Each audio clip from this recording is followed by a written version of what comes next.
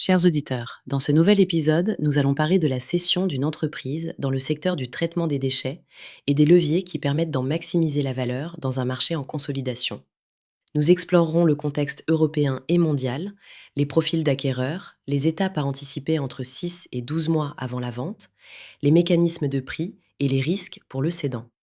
Dans ce secteur, les grands opérateurs comme Veolia et FCC, ainsi que des fonds d'infrastructure, cherchent des plateformes régionales intégrées et une continuité contractuelle, rendant la valeur dépendante tant de la stabilité des revenus que de la capacité à croître sans surinvestir en capex.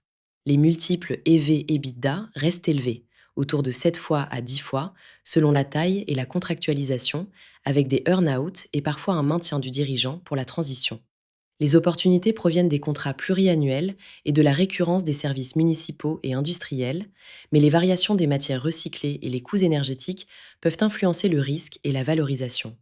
Pour préparer la cession, le dirigeant doit transformer l'exploitation en actif transmissible, formaliser le management, dresser une data room exhaustive couvrant finances, contrats et ESG, et assurer une traçabilité des flux avec un reporting robuste. La gouvernance doit être claire, les successeurs identifiés et les processus critiques documentés. Les sessions réussies prévoient une continuité et des délégations avant le lancement du process.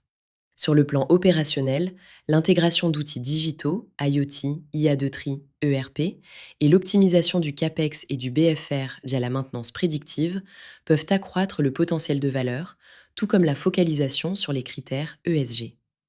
La presse parle d'un marché vendeur mais exigeant sur la qualité des données. Les transactions récentes traduisent un appétit pour des portefeuilles durables et intégrés, avec des mécanismes tels que le locked box et des clauses d'earn-out. Dans les scénarios technologiques, l'automatisation et l'IA renforcent la valeur des actifs. Géopolitiquement, les tensions énergétiques peuvent peser sur les coûts. Sociétalement, l'économie circulaire devient un levier durable. En résumé, convertir une exploitation industrielle en actifs structurés et transparents demeure le cœur de la création de valeur lors d'une cession dans ce secteur. Et ceux qui anticipent et professionnalisent leur gouvernance augmenteront leurs chances d'un bon prix. Partagez cet épisode, abonnez-vous et contactez-nous pour discuter de votre dossier.